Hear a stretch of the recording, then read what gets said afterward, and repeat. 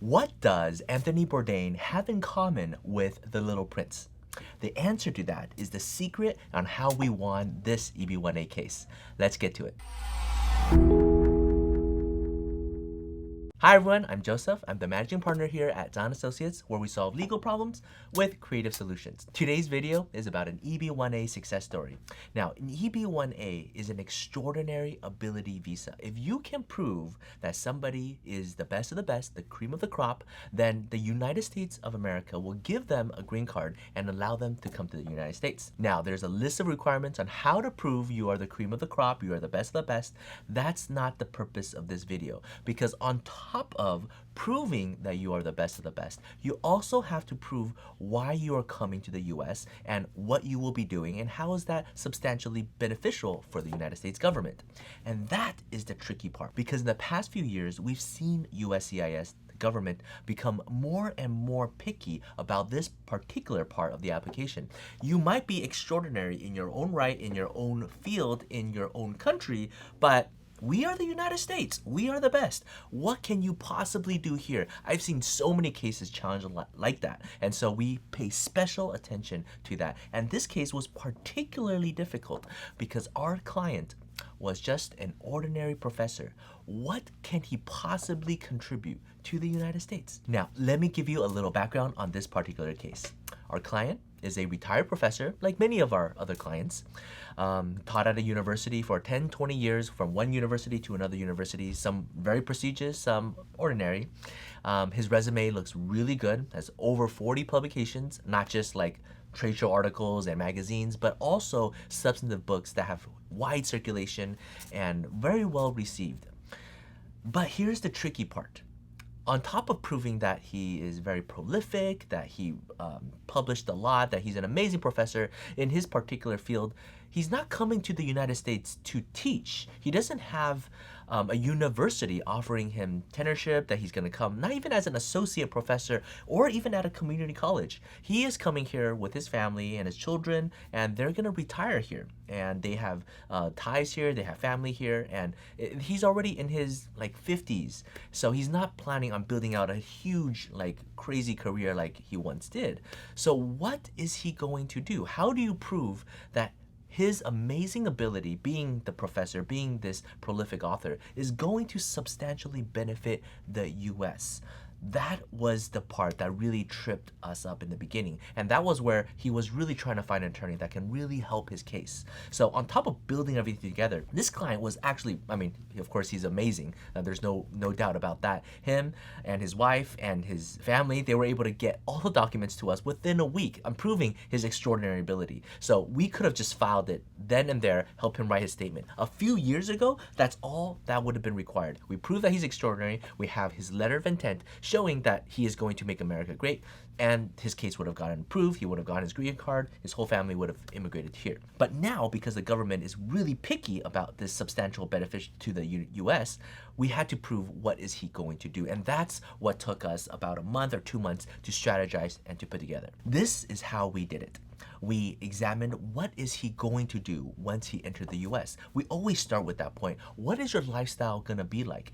People who are extraordinary, people who have been productive their entire lives, there's no way that they're just gonna become a couch potato and sit at home and just twiddle their thumbs, right? They are going to do something. It might not be quote unquote extraordinary according to their opinion, but let's start there and let's discover what potential there will be, right? So one of the things that he told me was that he is going to travel all across the US. He's very, very interested in US history and all the subcultures in American civic life.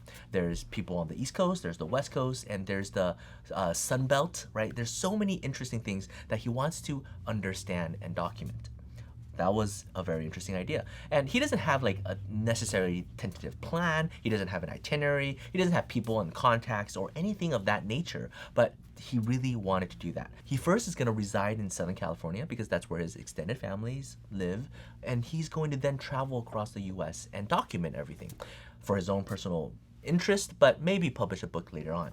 And I found that particularly fascinating because most people actually don't do that. Or even if they do, they're not going to make it into this grand thing about publishing a book. But he is an author by nature, so of course he's going to document everything and then publish. So I recommended him to contact a publisher and to see if they can actually give him a proposal, right? If you do this trip and if you write everything out, then we will be interested in buying your manuscript. So we got that proposal. Another thing we did was we actually got him in touch with a videographer, because this guy isn't just an ordinary professor that teaches in a university. He's actually pretty popular online. He has a somewhat of an influence in his own country. And, you know, we could have applied for EB1A just based on that account, that he is an extraordinary influencer, but, you know, his books are far more outstanding. So, but we got a videographer because potentially he can create a channel talking about all of these trips. And that would be a very interesting thing for the United States government to see. So based on these two, that built the substantive idea of what he is going to do in the US that's built off of his extraordinary ability. But now, this is actually the key question. What and how is he exactly extraordinary? Is he a professor? Is he an author? What is he? Is he a documentarian, right? If this is what he plans on doing, it needs to be somewhat related to his field of expertise. So we needed to fuse those two together. And that's what happens in a lot of these cases. Extraordinary people are extraordinary in so many things, but you need to pick the best thing. Not necessarily what he thinks he's the best in, not necessarily what you think it might be the best in, but it's according to what the EB1A requirements require him to be the best in, right? Because you need to prove substantially beneficial to the US, his intention, and somehow link it to his past achievements. So here is what it is. This professor made a name for himself when he became an expert on The Little Prince. He won a lot of awards for his scholarship regarding that book. So using his scholarship as a base, his recent awards, and his interest in traveling around and documenting things, we were inspired by the life of Anthony Bourdain and seeing how big of an influence that has had on American civic life.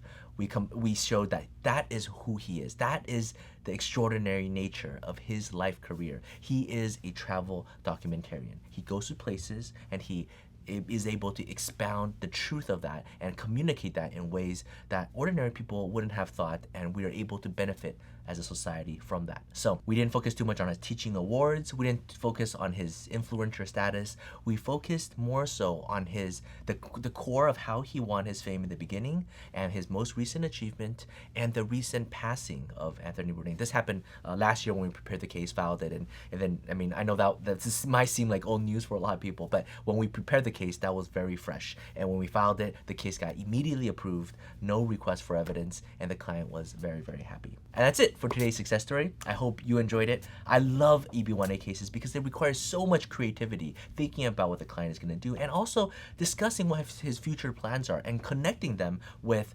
the professionals that can actually make it happen. It's very, very interesting, very fun. And if you have any questions about EB1A cases, feel free to reach out to us. Take care. Bye-bye.